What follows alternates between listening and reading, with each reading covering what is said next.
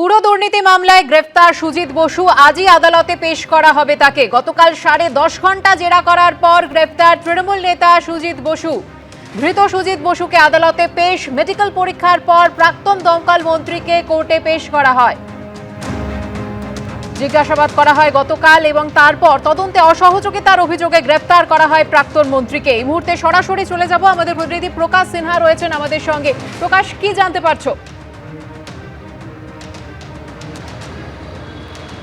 দেখো, তোমাকে বলে দিই, ইতিমধ্যেই সুজিত বসুকে ব্যাংশাল কোর্টের যে ইডি স্পেশাল কোর্টের লকআপ, সেই লকআপের নিয়ে আসা হয়েছে, রাখা হয়েছে এবং সকাল 11টার পর এই মামলার শুনানি শুরু হবে। এবং ইডি সূত্রের খবর, সুজিত বসুকে 10 দিনের জন্য ইডি রিমান্ডে নিতে চান ইডি আধিকারিকরা। অর্থাৎ সুজিত বসুকে 10 দিনের জন্য নিজেদের রিমান্ডে নিয়ে জিজ্ঞাসাবাদ করতে চান ইডি আধিকারিকরা। এমনই আবেদন আজকে ইডি তরফে যখন শুনানি হবে করা হবে।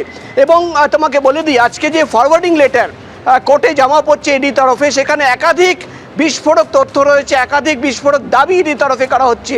সবচেয়ে বড় বিস্ফোরক তথ্য বা দাবি ইডি তরফে করা হচ্ছে যে সুজিত বসু তার একটি চাইনিজ রেস্তোরাঁ ছিল, তোমার মনে থাকবে, লেক টাউনে। সেই রেস্তোরাঁয় গিয়ে ইডি আধিকারিকরা তল্লাশি অভিযান চালিয়েছিলেন।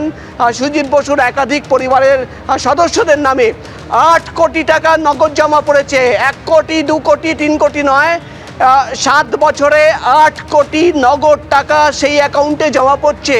এবং ইডি আধিকারিকরা দাবি করছেন যে এই টাকা কোথা থেকে আসলো, নগদ টাকা অ্যাকাউন্টে কেন জমা পড়ছে, তার কোনো সদুত্তর ইডি আধিকারিকরা সুজিত বসু ইডি আধিকারিকদের দিতে পারেননি।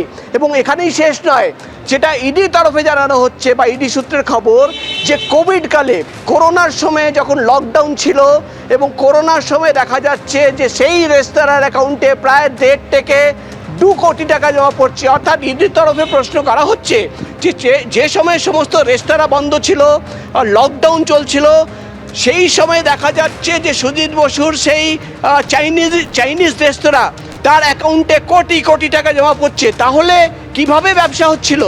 ইডি আধিকারিকরা মনে করছেন যে সেই চাইনিজ রেস্টুরেন্ট খোলা হয়েছিল এই কালো টাকাকে সাদা করার জন্য, ফেক বিল তৈরি করে সেখানে কিন্তু টাকা ঢোকানো হয়েছে।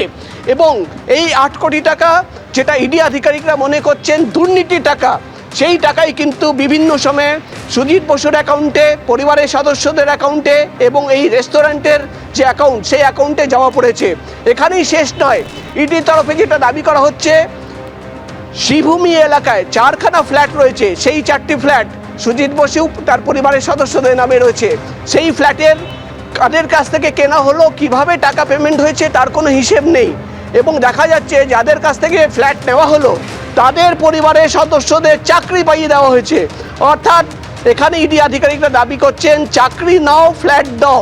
অর্থাৎ ফ্ল্যাট নিয়ে চাকরি পাইয়ে দিয়েছেন সুজিত বসু। অর্থাৎ শুধু টাকা নিয়ে। তোমার কাছে জানতে চাইবো, এই যে ফ্ল্যাটের বিনিময়ে চাকরি দেওয়া হতো এবং যে বিস্ফোরক তথ্য তুমি বললে যে 7 বছরে 8 কোটি টাকা জমা পড়েছে ওই চাইনিজ রেস্তোরাঁর অ্যাকাউন্টে, এই পুরো টাকাই কি জমা পড়েছে করোনা কালে, কি জানতে পারছো?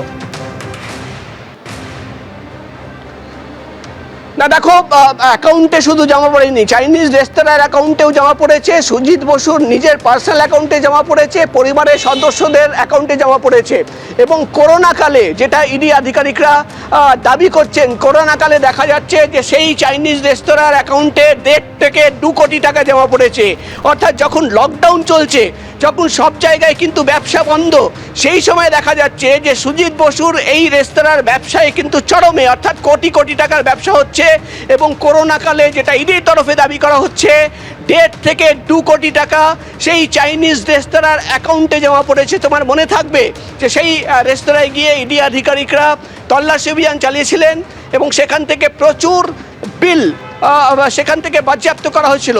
এবং যখন এই রেস্তোরাঁর অ্যাকাউন্ট খতিয়ে দেখা হচ্ছে, সেখানেই কিন্তু বিস্ফোরক তথ্য উঠে আসলো যে করোনাকালে যখন সমস্ত ব্যবসা বন্ধ ছিল, দোকানপাট বন্ধ ছিল, লকডাউন চলছিল, সেই সময় দেখা যাচ্ছে সেই 1 থেকে 1.5 বছরের মধ্যে 1.5 থেকে 2 কোটি টাকা সেই চাইনিজ রেস্টুরেন্টের অ্যাকাউন্টে জমা পড়ছে।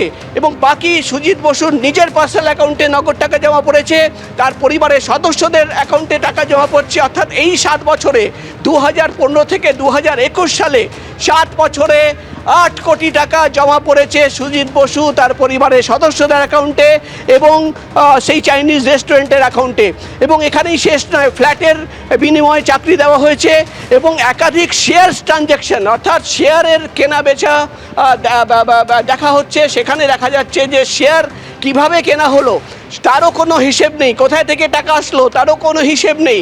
অর্থাৎ শেয়ার কেনা বেচার নামে কালো টাকা সাদা করা হয়েছে কিনা সেটাও খতিয়ে দেখা হচ্ছে। অর্থাৎ যেটা ওভারঅল ইডি তরফে দাবি করা হচ্ছে যে সুজিত বসু তার পরিবারের সদস্যদের যা আয় রয়েছে তার থেকে অনেক অনেক অনেক গুণ বেশি সম্পত্তি তাদের রয়েছে এবং সেই সম্পত্তি কোন টাকা দিয়ে কোথায় থেকে সেই টাকা আসলো তার কোনো হিসেব নেই। এখানে ইডি আধিকারিকরা দাবি করছেন যে সময়ে দুর্নীতি হচ্ছে দক্ষিণ দমদম পুরসভায় 150 জনের চাকরি তিনি পাইয়ে দিয়েছেন এবং যে সময় এই চাকরিগুলো হচ্ছে সেই সময় কিন্তু সুজিত বসুর সম্পত্তি বেড়ে যাচ্ছে, টাকা জমা পড়ছে। অর্থাৎ ইডি আধিকারিকরা এখানেই কিন্তু কানেকশন লিঙ্ক জোর করার চেষ্টা করছেন। অর্থাৎ সেই টাকা নিয়েই সম্পত্তি কেনা হয়েছে, সেই টাকাই অ্যাকাউন্টে জমা পড়েছে, তাই জন্য নগদ টাকা জমা পড়ছে। এবং কিভাবে করোনাকালে যখন সমস্ত ব্যবসা বন্ধ থাকছে, দোকান বন্ধ ছিল, সেই সময় দেখা যাচ্ছে যে সুজিত বসুর এই চাইনিজ রেস্টুরেন্টের অ্যাকাউন্টে কোটি কোটি টাকা জমা পড়ছে, প্রায় 1.5 থেকে 2 কোটি টাকা জমা পড়েছে এমনই দাবি কিন্তু ইডির তরফে করা হচ্ছে। এবং আজকে যখন এই মামলার শুনানি শুরু হবে সেই শুনানির সময় যে ফরওয়ার্ডিং লেটার ইডির তরফে জমা দেওয়া হবে সেই ফরওয়ার্ডিং লেটারে আর কি তথ্য থাকে সেটা দেখার বিষয় হবে। যেটা চাঞ্চল্যকর দাবি কিন্তু ইডির তরফে ইতিমধ্যেই করা হচ্ছে যে কোটি কোটি নগদ টাকা সুজিত বসু তার পরিবারের সদস্যদের অ্যাকাউন্টে, তার চাইনিজ রেস্টুরেন্টের অ্যাকাউন্টে জমা পড়েছে। এবং যেটা ওভারঅল ইডি তরফে দাবি করা হচ্ছে যে লেক টাউনের এই চাইনিজ রেস্তোরাঁ খোলাই হয়েছিল কালো টাকা সাদা করার জন্য। দেখা যাচ্ছে সেখানে কিন্তু ফেক বিল তৈরি করে সেল দেখিয়ে টাকা জমা পড়ছে, নগদ টাকা জমা পড়ছে অ্যাকাউন্টে। এবং এইসব দেখার পরেই কিন্তু ইডি তরফে দাবি করা হচ্ছে যে দুর্নীতির টাকা বিভিন্ন সময় কিন্তু অ্যাকাউন্টে জমা পড়েছে। এবং যখন সুজিত বসুকে এই সমস্ত প্রশ্ন করা হয়, তাকে যখন প্রশ্ন করা হয় সেই অ্যাকাউন্টের তথ্য দেখানো হয়, তিনি কিন্তু কোনো সদুত্তর দিতে পারেননি এবং তিনি প্রশ্নের উত্তর এড়িয়ে যাচ্ছিলেন। তাই তাকে কাস্টাডিতে নিয়ে জেরার প্রয়োজন রয়েছে বলে মনে করছেন ইডি আধিকারিকরা। এবং আজকে যখন শুনানি শুরু হবে সুজিত বসুকে 10 দিনের জন্য নিজেদের কাস্টাডিতে নিতে চান ইডির গোয়েন্দারা। আজকে দেখার বিষয় হবে যে সুজিত বসুর আইনজীবীরা কি দাবি করেন এবং ইডির তরফে আর কি তথ্য পেশ করা হয়। কিন্তু সব মিলিয়ে আমরা দেখলাম গতকাল, এর আগে তোমার মনে থাকবে, অয়নশীলের অফিসে যখন তল্লাশি অভিযান চালানো হয় সেখান থেকেই প্রথম এই নিয়োগ দুর্নীতি তল্লাশি অভিযান চালানো হয়েছিল শিক্ষা নিয়োগ দুর্নীতি নিয়ে। কিন্তু সেখানেই ডাস্টবিনে একটা কাগজ পাওয়া যায় এবং সেই কাগজ ধরেই কিন্তু গোটা পুরো নিয়োগ দুর্নীতির ফাঁস হয় এবং সেখানেই এসপি নামের একটা কোড ওয়ার্ডের নাম পাওয়া যায় এবং অয়নশীলের দাবি এই এসপি হচ্ছেন সুজিত বসু এবং গতকাল সুজিত বসুকে গ্রেফতার করা হয়েছে। এবার আমরা সবাই অপেক্ষা করছি যখন শুনানি আদালতের শুনানির দিকে আমাদের নজর রয়েছে। ধন্যবাদ প্রকাশ।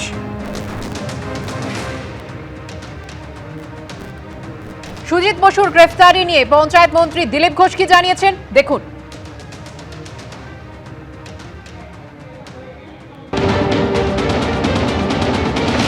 কোনো ব্যক্তি আমাদের কাছে গুরুত্বপূর্ণ নয়।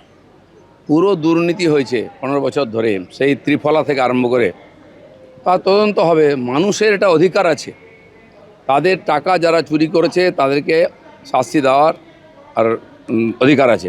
সেই জন্য সরকার এসছে, সরকারের দায়িত্ব দুর্নীতিবাজদেরকে আইনের সামনে নিয়ে আসা।